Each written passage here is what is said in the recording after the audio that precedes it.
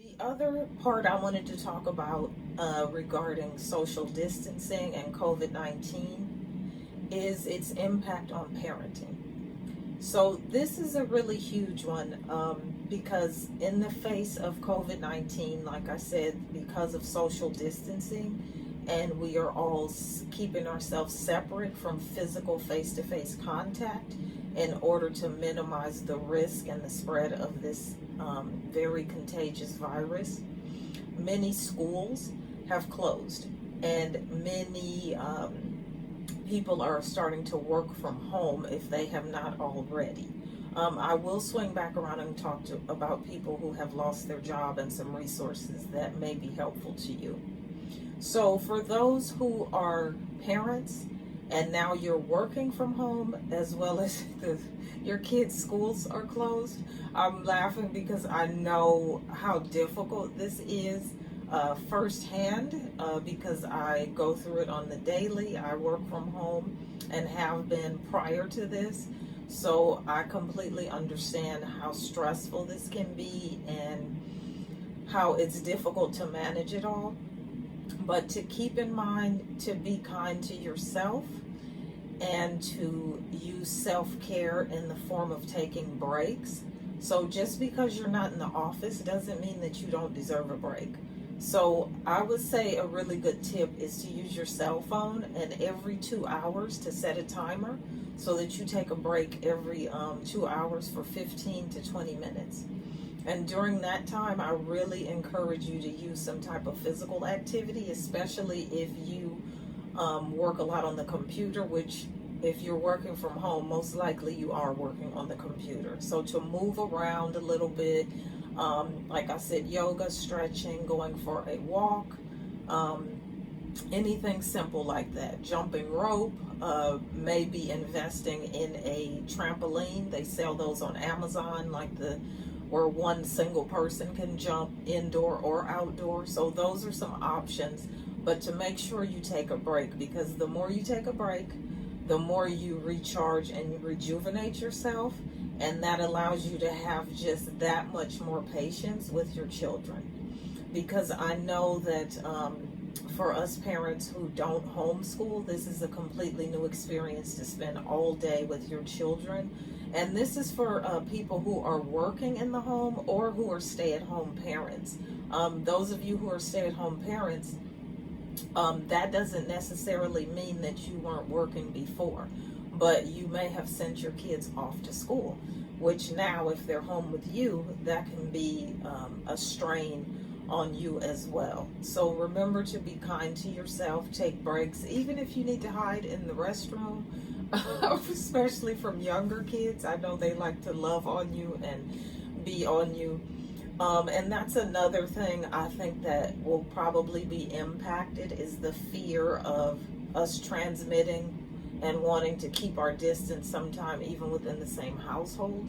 So I would say do what you can with the hand washing, but to not neglect the affection part, because that's still important and necessary.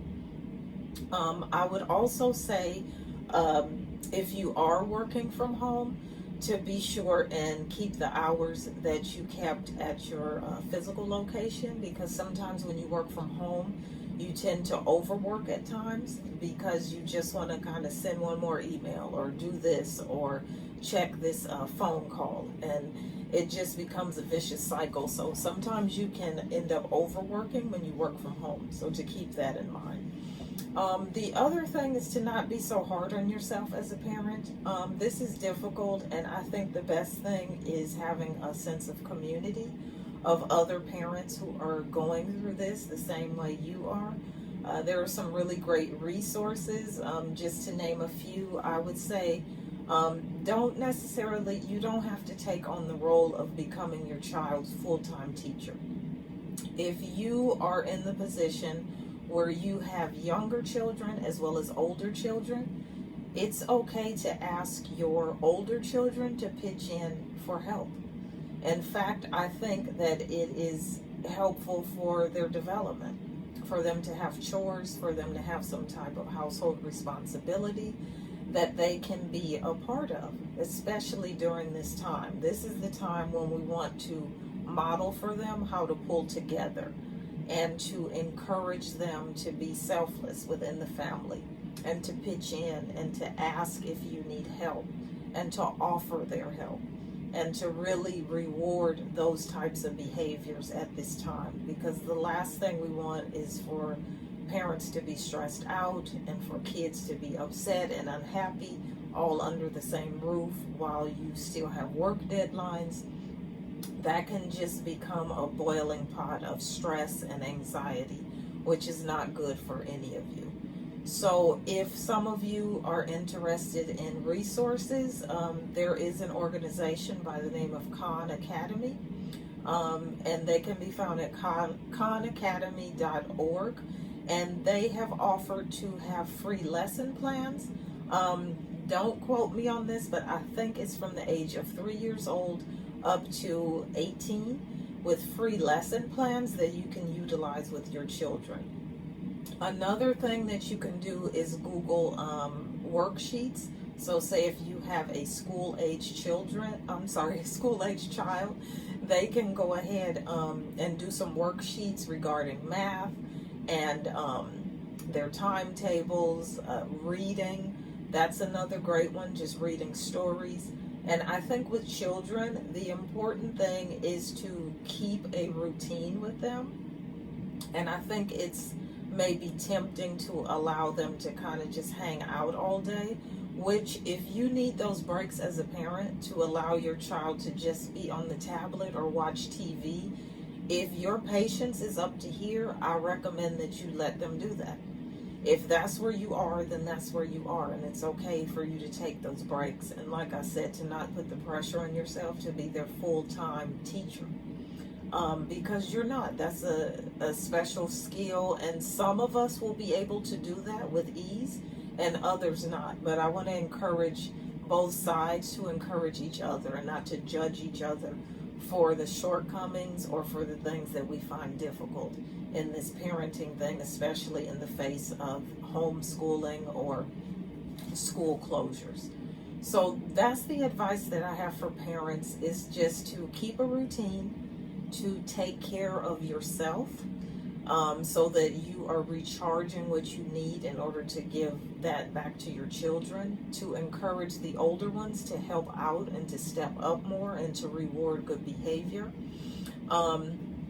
to use worksheets and Khan Academy as well as reading, to keep their bedtime routine, and to also as a family to get up together as if you were getting up for your usual routine where you got up, got dressed, went off to school.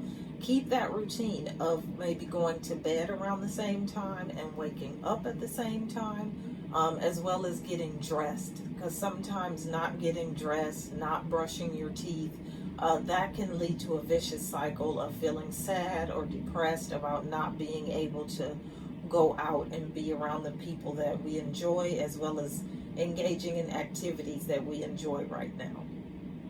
So another good one is letting them play music, as well as you playing music, and taking breaks from the news, mom and dad. To take breaks. I really believe in staying informed. I don't think it's responsible for us as adults to completely ignore the news, but we do have to recharge our battery. So if you need to take a break and watch a movie, go ahead and do so. So to model that for them.